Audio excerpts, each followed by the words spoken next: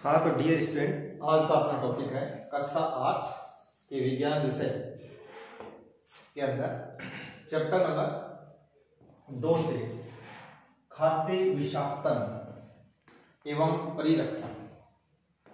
तो देखिए, सबसे पहले तो अपन समझते हैं खाद्य विषाक्तन का मतलब क्या है।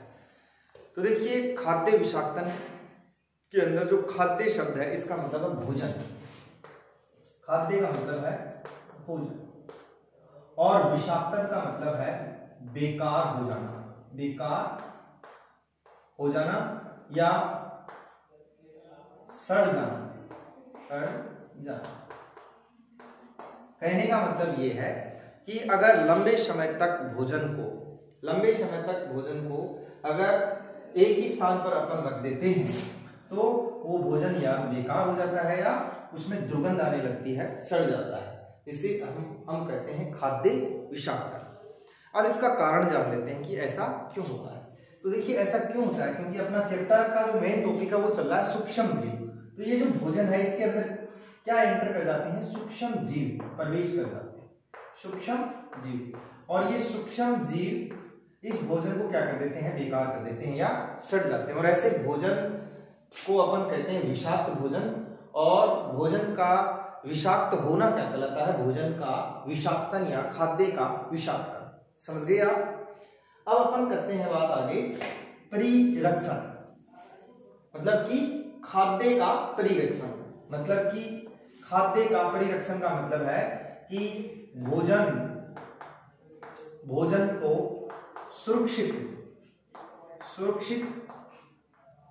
सुरक्षित रखना।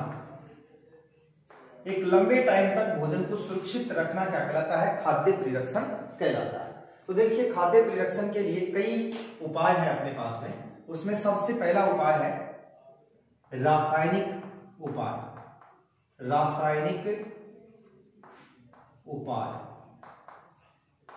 रासायनिक उपाय के अंदर देखिए अपन क्या करते हैं, कोई भी भोज्य पदार्थ जिसको अपन डिब्बे के अंदर पैक करते हैं। मार्केट के अंदर कई चीजें ऐसी हैं जो डिब्बे के अंदर पैक होकर आती हैं, तो उनके अंदर एक रासायनिक पदार्थ मिलाया जाता है। क्या मिलाया जाता है, एक रासायनिक पदार्थ मिलाया जाता है, इसे बोलते हैं सोडियम बेंजोएट। सोडियम बेंजोएट क्या बोलते हैं, सोडियम बेंजोएट। काफी इंपॉर्टेंट है, कई बार एग्जाम्स के अंदर पूछा जाता है कि डिब्बा बंद भोजन को लंबे टाइम तक परिरक्षित करने के लिए या सुरक्षित करने के लिए कि खराब नहीं हो, उसके अंदर क्या मिलाया जाता है, उसके अंदर मिलाया जाता है सोडियम बेंजोएट। ठीक है। दूसरा देखिए, दूसरा उपाय अपन कर सकते हैं चीनी मिलाकर। तो देखिए प्यारे विद्यार्थियों, आपने देखा होगा कि जो रसगुल्ले हैं वो किसमें डूबे होते हैं, चाशनी में डूबे होते हैं। अगर रसगुल्लों को चाशनी से बाहर निकालकर अपन रख देंगे 2-4 दिन के लिए तो रसगुल्ले खराब हो जाते हैं। ठीक है ना। इसलिए चीनी उनका क्या करती है, प्रिजर्वेशन करती है, उनका परिरक्षण करती है। ठीक है ना। इसी प्रकार से नमक के द्वारा भी क्या किया जा सकता है, भोज्य पदार्थ को खराब होने से बचाया जा सकता है। इसी प्रकार से अगला है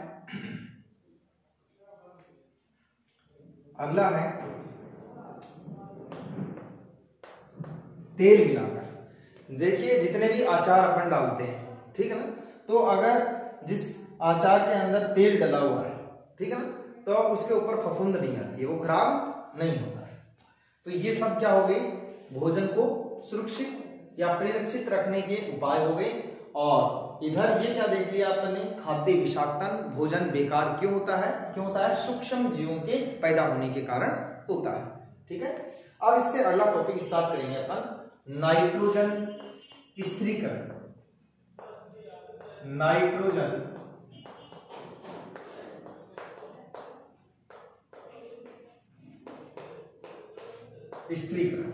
देखिए समझना।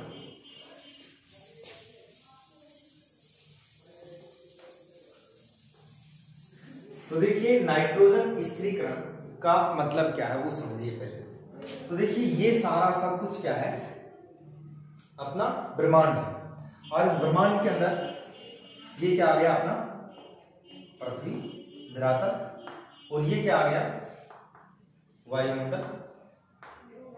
और वायुमंडल के अंदर आपको पता है 78% क्या पाई जाती है, नाइट्रोजन पाई जाती है।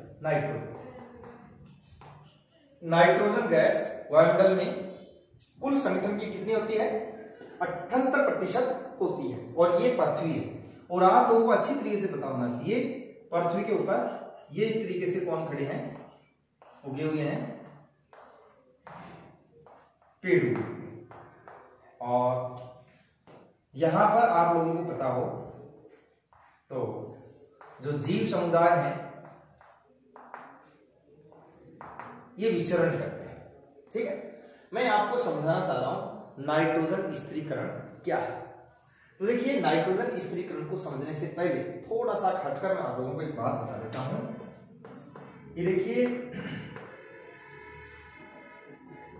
अगर अपन पौधे की बातचीत करें या फिर इंसान की बातचीत करें या फिर सम्मिलित रूप से जीव की बातचीत करें, तो जीव के विकास के लिए, डेवलपमेंट के लिए, उसके बढ़ने के लिए सबसे ज्यादा जिस चीज की आवश्यकता होती है वो होता है नाइट्रोजन। ठीक है, ये जो नाइट्रोजन है इसको इंसान या मानव है वो एज ए प्रोटीन के रूप में लेता है, तथा पेड़ पौधे हैं वो नाइट्रेट के रूप में ग्रहण करते हैं। देखिए, बहुत अच्छी बात है ये, समझना आप लोग इसको कि पेड़ पौधे हैं वो नाइट्रोजन को किस फॉर्म में लेते हैं, नाइट्रेट के रूप में, और जो इंसान या मानव है वो इसको किस फॉर्म में लेता है, प्रोटीन के रूप में लेता है। मतलब कि प्रोटीन में क्या होता है, नाइट्रोजन, और नाइट्रेट के अंदर भी क्या होता है, नाइट्रोजन होता है। अब देखिए, ये जो वायुमंडलीय नाइट्रोजन है ये इन पेड़ पौधों के और इस इंसान के कैसे काम आएगी और वापस इस वायुमंडल के अंदर कैसे पहुंचेगी। मतलब कि वायुमंडलीय नाइट्रोजन है उसका पौधों के काम आना और फिर मानव के काम आना, और मानव से फिर वापस वायुमंडल में जाना। कहने का मतलब यहां से यहां आना और यहां से यहां जाना और यहां से वापस यहां जाना, एक साइकिल की फॉर्म में चलता है। इसे ही क्या कहते हैं, नाइट्रोजन स्थिरीकरण कहते हैं। तो देखिए, मैं पहले आप लोगों को थोड़ा मौखिक समझा देता हूं। होता क्या है कि जो वायुमंडलीय नाइट्रोजन है वो वायुमंडलीय नाइट्रोजन तड़ित का मतलब है जब बिजली चमकती है, आकाशीय बिजलियां चमकती हैं उस टाइम, और जब वर्षा होती है तब ये जो वायुमंडलीय नाइट्रोजन है ये पानी के साथ घुलकर कहां जाती है, पृथ्वी पर आ जाती है। ठीक है ना, यौगिकों के रूप में, किसके रूप में आ जाती है, यौगिकों के रूप में। ठीक है ना, जैसे नाइट्रिक अम्ल HNO3 या नाइट्रस अम्ल HNO2 या पोटेशियम नाइट्रेट KNO3 आदि के अंदर कन्वर्ट हो जाता है। अब क्या होता है कि आप लोगों को पता होना चाहिए कि कई पौधे ऐसे हैं जिनके जड़ों के अंदर गांठें पाई जाती हैं। इन गांठों के अंदर एक सूक्ष्म जीव विद्यमान होता है जिसको बोलते हैं राइजोबियम। क्या बोलते हैं, राइजोबियम। इंपोर्टेंट नाम है, ध्यान रखना, पढ़ी इसीलिए रहे हैं अपन, इस नाम को जानने के लिए ही पढ़ रहे हैं पूरा खेल, क्योंकि पाठ का नाम है सूक्ष्म जीव, और यहाँ पे कौन सा सूक्ष्म जीव काम आ रहा है, राइजोबियम। लिख देता हूं, क्या है, सूक्ष्म जीव, सूक्ष्म जीव। तो देखिए हुआ क्या, वायुमंडलीय नाइट्रोजन है वो बिजली की चमक के कारण या वर्षा होने के साथ किस फॉर्म में आ गई पृथ्वी के ऊपर, यौगिक के रूप में, जैसे नाइट्रिक अम्ल, नाइट्रस अम्ल, पोटेशियम नाइट्रेट।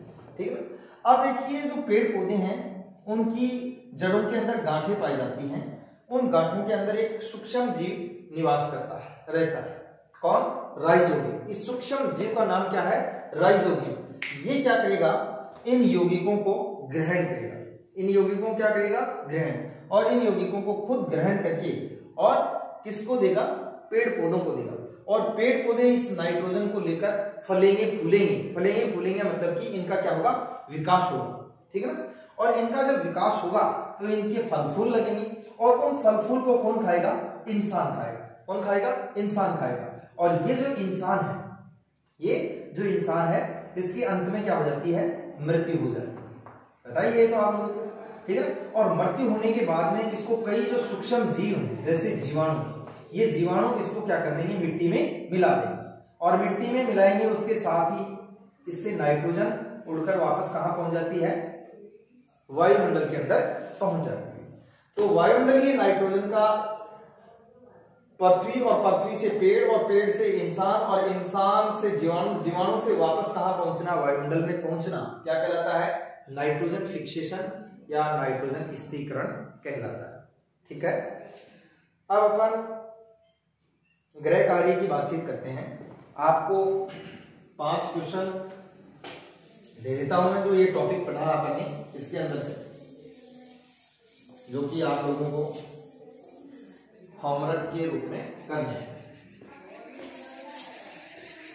ये अपना कार्यपत्रांक श्याम हो, कार्यपत्रांक श्याम।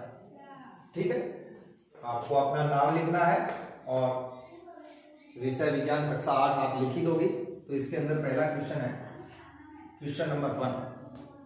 क्वेश्चन नंबर 1 है, खाद्य विषाक्तन किसे कहते हैं, किसे कहते। दूसरा क्वेश्चन है, भोजन का रासायनिक परिरक्षण किससे किया जाता है, किससे किया जाता है।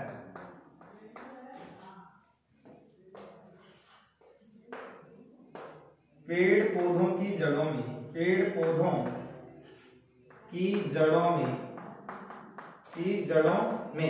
पेड़ पौधों की जड़ों में कौन सा जीवाणु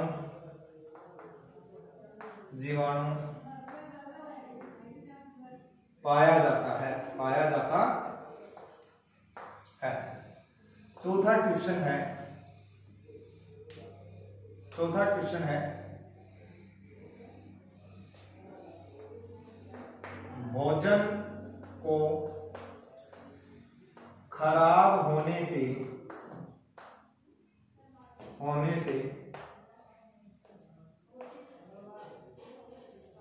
रोकने के लिए कोई 2 उपाय लिखिए, कोई 2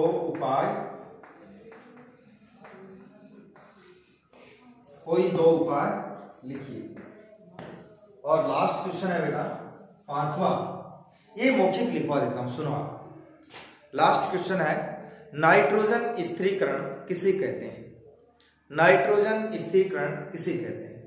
ठीक है, कोई भी दिक्कत हो आप लोगों को तो आप कमेंट बॉक्स के अंदर लिखकर मुझे अवगत करवा सकते हैं, जिसका सॉल्यूशन तुरंत दिया जाए।